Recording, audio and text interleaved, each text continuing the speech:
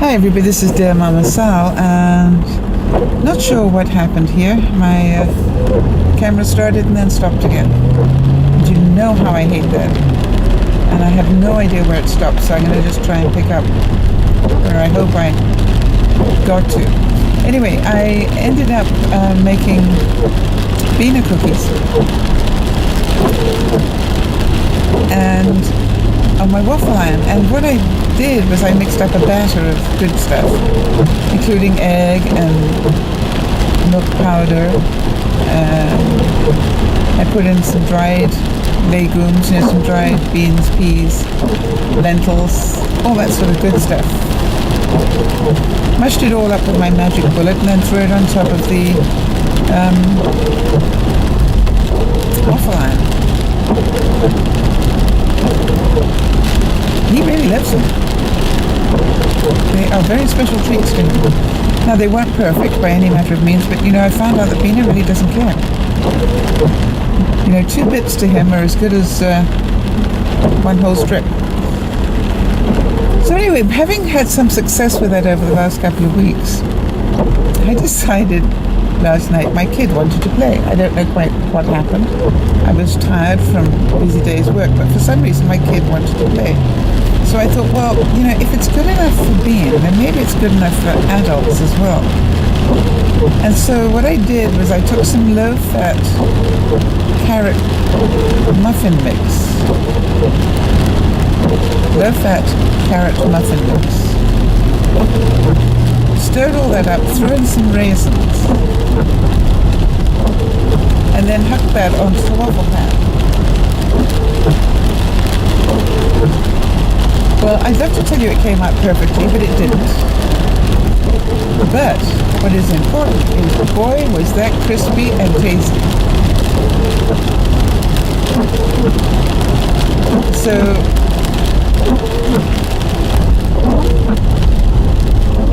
it was well worth the experiment. Of course, if you add a little bit of icing to it, it tastes like an absolute treat. So I don't know if any of you have got unused waffle irons, but I actually did a bit of experimenting last night. I went onto YouTube and to the web generally to see different uses for a waffle iron. You can even do scrambled eggs in a waffle iron. I bet you they're a bit rubbery, but interesting. I'm pretty sure I could do my crepes on a Sunday morning in a waffle iron. Gotta try that one day, just on principle. Do I think they will taste as good? Not necessarily. And it's gotta be worth a try.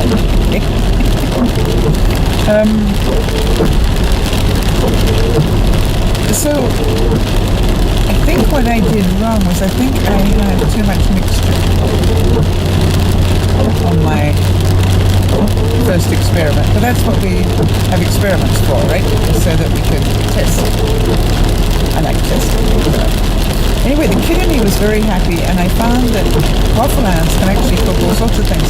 I actually used it to do toast to go with my soup. I made some homemade vegetable soup,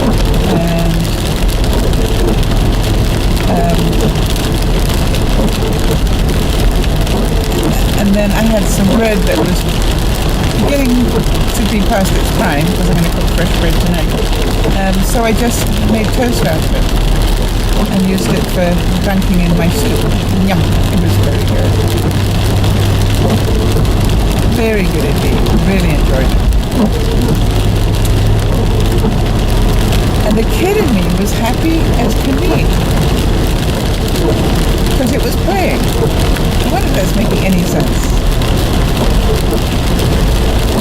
And during the time this was going on, there was a voice in my head going, really, son, it's just not what a waffle iron's for.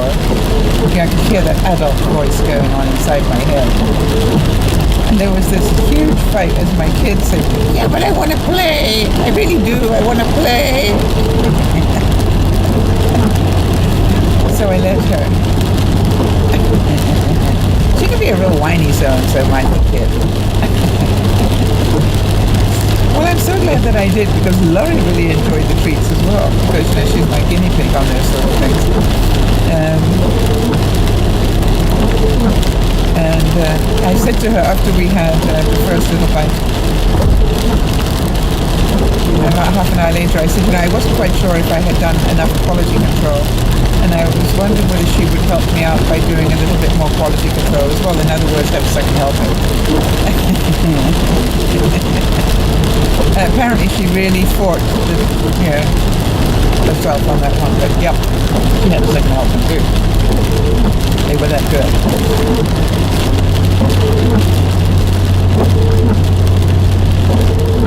So very, very easy to do, very cheap to do little treat. Not altogether unhealthy, quite honestly, because it is in fact a low-fat carrot cake, carrot muffin, but you're really turning into, I suppose the closest thing you could say is biscuits. And I've actually made biscuits out of low-fat muffin mix. And very tasty they can be too. So I was trying to think of some of the other fun things that I found, but let's talk about talking to yourself. Most of us spend most of the day beating up on ourselves, one way or another. And one of the things that I learned very early on, when I was probably in my 20s, was it's a really good idea to balance your life with very positive affirmations. I mentioned Louise Hay, H-A-Y, Louise Hay yesterday, because she is just such a loving soul, and her affirmations are always so positive and so gentle. And I think for a lot of women, she is just really a gentle soul, and a lot of women appreciate her. There are an awful lot of affirmations online now. See, that's what makes me chuckle, is in my day, not to go by a tape. Here you can go to YouTube and get it online, and if you make yourself a playlist of them, I guess. Is that possible to do? You have to look into that. But you can make yourself a playlist of all sorts of good stuff, and then just put it on before you go to bed, knowing that even though you're asleep, that information still gets through to your brain.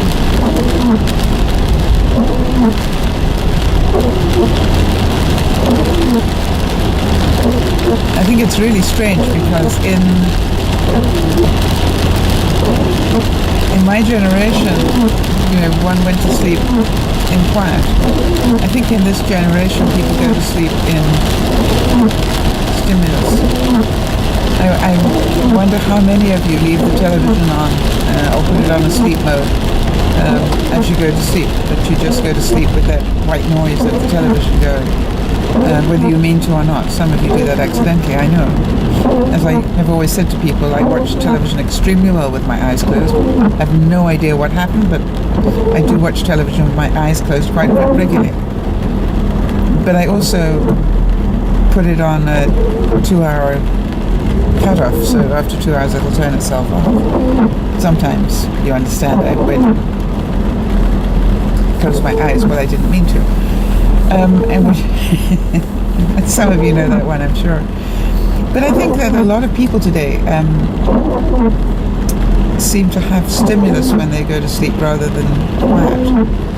And I know the doctor's busy telling us that's not a good thing or whatever, but I think we live very different lives now. I'm noticing, and I don't know if anybody else notices it at my age. I know I've got some viewers of my age. I've noticed that I need less sleep, or I can do without less sleep for I actually sort of have so many hours sleep that I sleep during the week, and then Friday mornings, I call that my catch-up morning, and I actually wake up at the usual time, go and have a cup of coffee, or go and get a cup of coffee, come back to bed, do the emails, and then go back to sleep. And quite often I struggle to get to the broadcast at 12 o'clock. But it's, it's my catch-up time for my body. So we spend an awful lot of time, and I've seen the figures on it, and I can't remember them, and so I'd need to look at them again. We spend an awful lot of our time putting negative input into our brains. You know, whether you're being a doofus, or whether you're being a Rufus doofus, or a super duper Rufus doofus, you know, all things that I'm particularly talented at. A lot of people don't laugh at their doofus things. All right, they shame by it. They feel ashamed.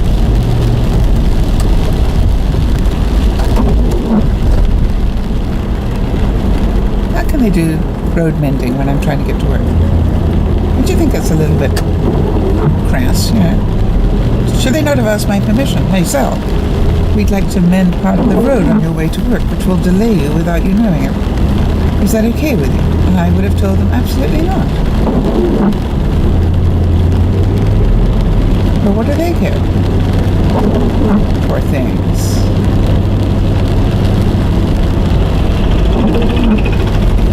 Positively drenched with rain, and they're going to stand there all day. I always feel sorry for flag people, don't you? Either it's blistering hot or pouring with rain or freezing cold, and they're still standing there. Of course, I wouldn't be able to do it because I need to be. I don't know if anybody else has that problem, but I really don't do standing around well. For some reason, it's a trigger for my brain and my bladder all at the same time. Time to pee.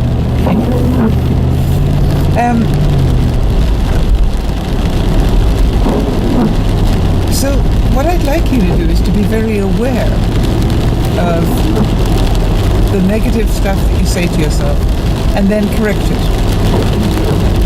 As fast as you can correct it. If you say, oh, that was stupid, you go, no, it was perfectly normal. Normal people do that. Or you drop something and you go, that was clumsy. Well, it would have been clumsy if you did that regularly, but you don't do that very often, and in that case it was just slippery.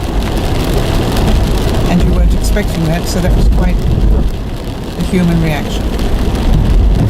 So what you're doing to yourself is cognitive stuff. It is, you are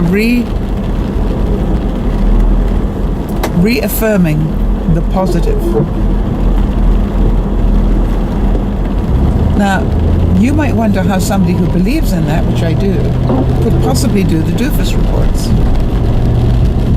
Why would I make a point of focusing on my doofuses? Well, that would be because, as somebody identified yesterday or this morning in an email, the reason, of course, why I do it is because not only does it make me laugh when I tell you about these things, but because I laugh, apparently my laughter is pretty infectious for some of you, and it makes you laugh as well. Or when I start smiling, for those of you who watch, I start smiling about stuff, when you know that I'm processing that way, that you start smiling as well. Now, who would not want to pass that along? If I can do anything to make you guys laugh every now and then, you know I will. That doesn't mean intentionally doing doofus things, but I don't have to intentionally do them. I do so many of them naturally, because I am such a delightful person. So human. So normal. And that's what it's all about. So, affirmations. They are positive statements that you put into your brain. And you can get affirmations about being successful, or being happy, or being rich, or being, 1,001 things. They got affirmations online about them. Be careful, if you can, of anything that is subliminal. Now, subliminal means that you actually don't hear the words, but it's actually words in the recording that you can't hear. They're at a sub-level. And the reason I say that is because you never know exactly what the words are that they've put in there. I'm not saying don't listen to subliminal stuff. But that wouldn't be the stuff I'd be putting on at night to go to sleep with. Because to me, it's like, I have no idea what they're feeding into my brain. And the same way, okay, I gotta tell you, the car in front of me is a truck. It's got twin exhaust pipes, and the owner has put bells on the exhaust pipes. There's got to be a good reason for that, and if anybody knows why that would be a good thing to do, little bells like this size on the back of on the end of the tailpipe.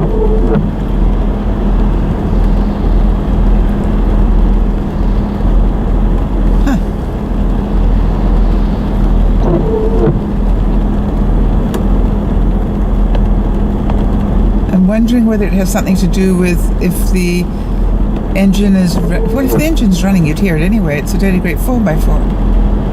Okay, I have no idea, but somebody may know what it's about. I don't. Okay, so be careful, as I said, of subliminals, only because you're never quite sure what they're putting into your mind. But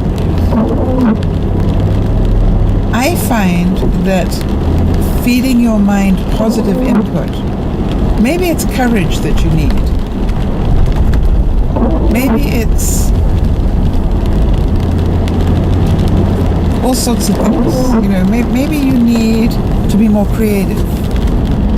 Maybe you need to be more adventurous, more loving.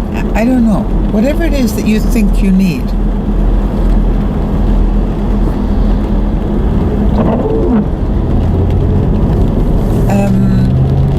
You're likely to be able to find affirmations for that. No cost. Just take a little bit of time and source them out. And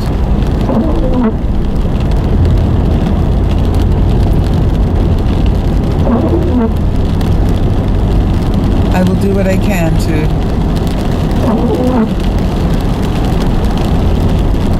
put some on maybe on one of the Dear Mama Sal pages. Maybe I'll get a chance to do that over the weekend sometime. That would be a nice idea. Those sort of links where you could go. So, mind you, you're more than capable of doing it yourselves. You guys are very, very smart people.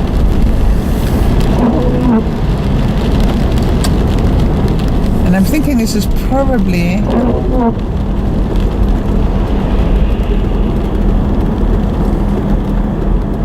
going to be one of the last videos I put up before Jen gets married.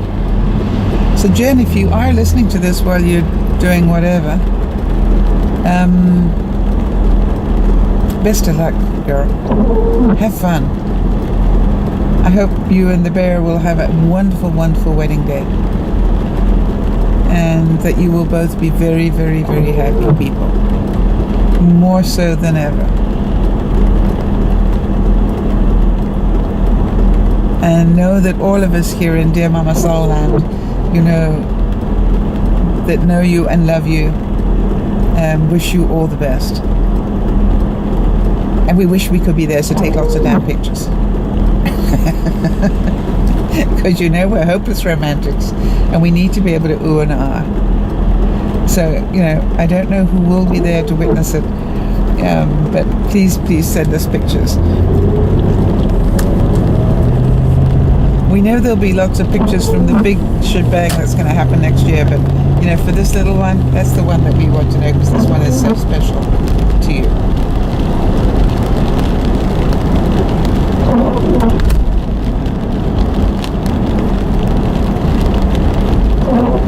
So as much as we are learning along this journey of the Dear Mama Sal podcast, as much as we're learning, you understand, I hope, that part of just listening to me each day